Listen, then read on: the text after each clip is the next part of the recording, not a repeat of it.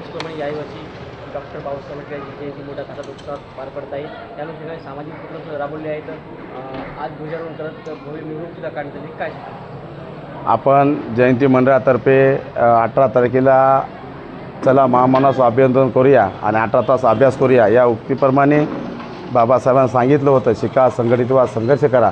त्या पद्धतीनं आम्ही त्यांची मानवंदना व त्यांना अभिवादन 18 तास अभ्यास करून इथं नगरीतल्या विद्यार्थ्यांनी केलेलं आहे. आज महामानवाची 135वी जयंती अर्धापूर शहरामधील प्रमुख रस्त्यावर निघणार आहे. भव्य दिव्य स्वरूपात हा रॅलीचा सोहळा उत्साहात होणार आहे आणि अर्धापूर शहरातील सर्व समाज बांधव बाबासाहेबांना अभिवादन करते. ठिकठिकाणी स्वागत कमानी त्यांचं स्वागताचे पुष्पहार घेऊन सर्व समाजातील लोक रस्त्यावर उभे आहेत. आज या ठिकाणी ध्वजारोहण करून अभिवादन सुद्धा करण्यात आले. काय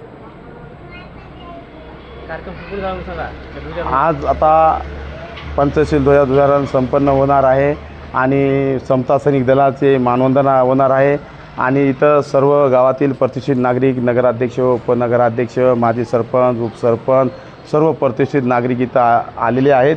आता अवघ्या काही क्षणामध्ये हा कार्यक्रम संपन्न होईल प्रथम सत्रातला आणि 11 वाजता भव्य दिव्य स्वरूपात इथे रॅली निघणार आहे.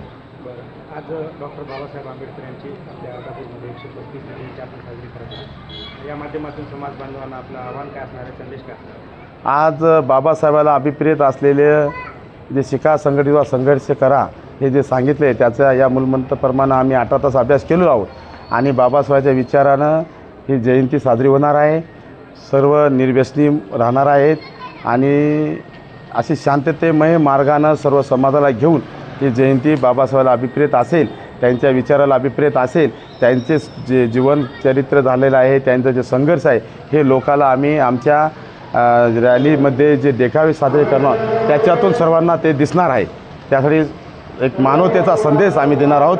आमच्या कटआउटमध्ये युद्ध नको, जगाला युद्ध नको, बुद्ध हवा हा संदेश दिला आहे आणि बाबासाहेबांच्या जे बाबासाहेबांनी सांगितलं, मी प्रथमता आहे भारतीय, अंतिमता भारतीय, हा पण आमच्या बॅनरच्या माध्यमातून या अर्धापूर शहरात व तालुक्याला आम्ही संदेश देण्याचा प्रयत्न करणार आहोत.